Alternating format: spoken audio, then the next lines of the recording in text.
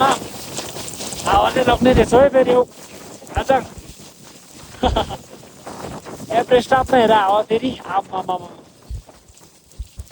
टुङटुङ दिइरहेछ त उठ आवाज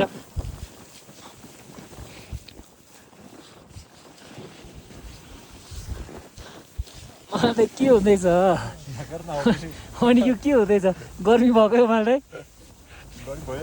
गर्मी भयो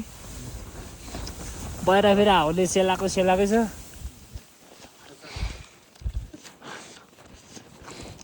क्याप्टुमा त हावा छैन त हामीलाई